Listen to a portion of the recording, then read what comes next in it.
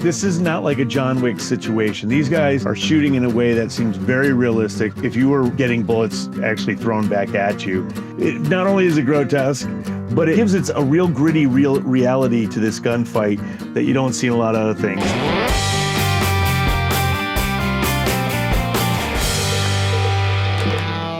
Hey guys, Jimmy G, the Italian Gorilla here, and today we're going to do our first installment of Gun Guy Reacts to videos. And that's where I will watch videos from movies and television or even video game clips and assess the realism and tactics and everything else that's involved in it. What I wanted to start with today is a classic gunfighter movie that has one of the ultimate gun fights in all of Hollywood history, in my opinion. And that is the 2000 production of Way of the Gun, which features Benicio del Toro, Ryan Phillippe, James Caan, and Juliette Lewis, and others. Just a great movie. And this is at the final scene where everything is coming to a head. Bad guy James Caan and the good guys, quote unquote, Benicio del Toro and Ryan Phillippe, and they just have this huge shootout in a hotel in the middle of like nowhere.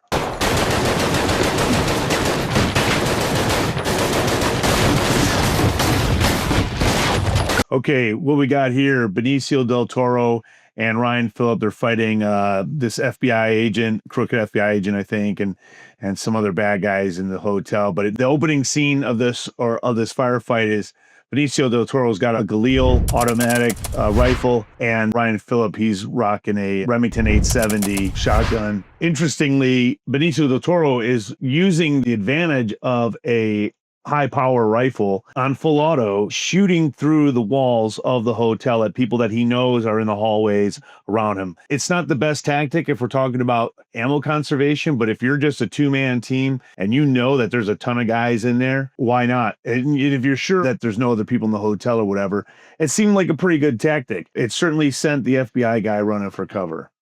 Okay, now they've taken a break and they're doing mag changes here. I like how they've done this throughout the entire course of this scene. It's very realistic. They have magazines and pockets. It's not like this quick John Wick kind of thing, man. It's very realistic feeling in the way that they're doing this.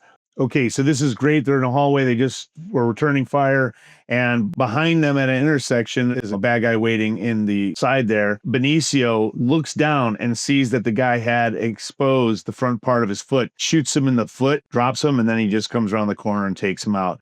That's a really good example of how if you're going to slice the pie or you're in that situation, you don't want to be too close to the wall in the intersection, and you don't want to be too close to the actual joint of the intersection so that, like I said, your gun could be exposed if you had a long gun.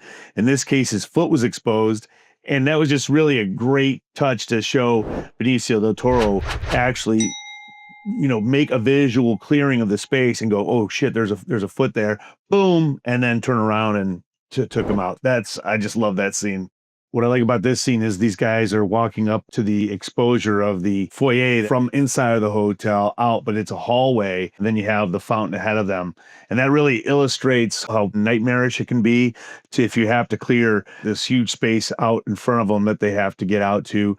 But they also have corners on either end. There's just two of them to do this. So this is a shit show. And you can see now as soon as they make their plan and move out, it just kicks off because everyone's hiding exactly where you would think they were.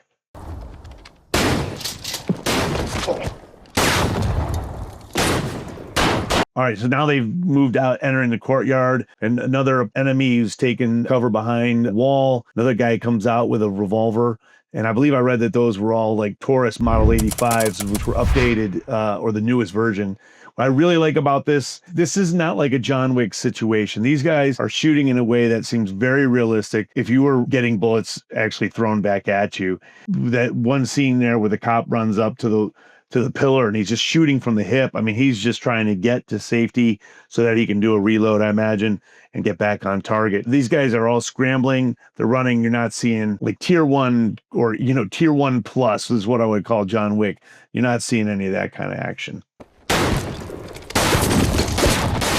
They're receiving shots from all sides, upper levels. Benicio just takes that hit. He jumps over the wall for cover, and then now we see that he did do that one John Wick left-handed offhand press check. You know, that's pretty. It's pretty good because his strong arm now is hurt and out of the action. So I guess if you have to do it, that's how you're going to do it.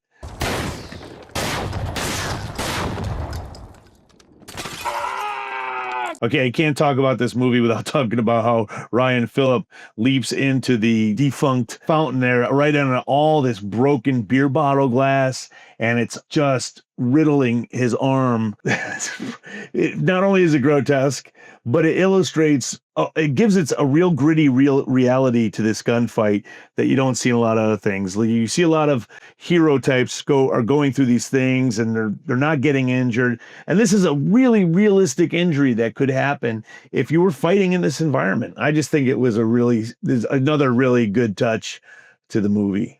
Okay, so now Ryan Phillippe grabbed that bag of money, trying to get across Courtyard. James Caan enters the action, shooting from the second floor with a snub-nosed revolver. It's a Smith & Wesson. I think I read it was a 642. And then he decides he's going to shoot him in the kneecap. So that I felt was totally unrealistic. I mean, he's James freaking Caan. I mean, he's got to be cooler than ice cold. But the fact is, in this kind of thing, I don't think you're going to take that time to try to make your shot to the kneecaps with a snub nose from the second story. That was I think probably in the whole movie, one of the biggest stretches that I saw. This is great. James Caan slowly walking out. Benicio del Toro knows he's there. Whips around. Oh, bummer. It's locked back. He's out. Again, James Caan goes for that kneecap and leg shot. And the reason, though, that this is good in this scene is because he can see very clearly that Benicio del Toro is wearing ballistic vest. So he opts for, instead of going high and for the smaller target of the head, he opts for the lower extremities, and he gets him with 3 shots there. So I thought that that's pretty realistic. All right, guys, so that was the final shootout scene. I mean, this is just a great example of a realistic, dynamic firefight. It has pump-action shotguns, old-school police shotguns. It's got automatic weapons. It's got revolvers of different kinds. It is gritty. It is realistic. It is not overly over the top with like fancy reloads and all this stuff. Every reload that I saw was really super realistic, especially if you were really under the heat and really injured. I thought that this movie really, it is probably one of the best, if not the best, shootout scenes. I put that in Heat. We'll do Heat some other time, but I put that in Heat just about this. It's hard for me to make that call, but I'm leaning towards Way of the Gun. So anyway, I hope you guys enjoyed my review. We're going to do more of this kind of stuff. Please check out my website, www.gorillagym.com. Also, go ahead and subscribe and give me a like if you would. It helps with the algorithm and help me do better and get more subscriptions eventually as well. Thanks for joining me. Until next time, Jimmy G, the Italian Gorilla, out of here.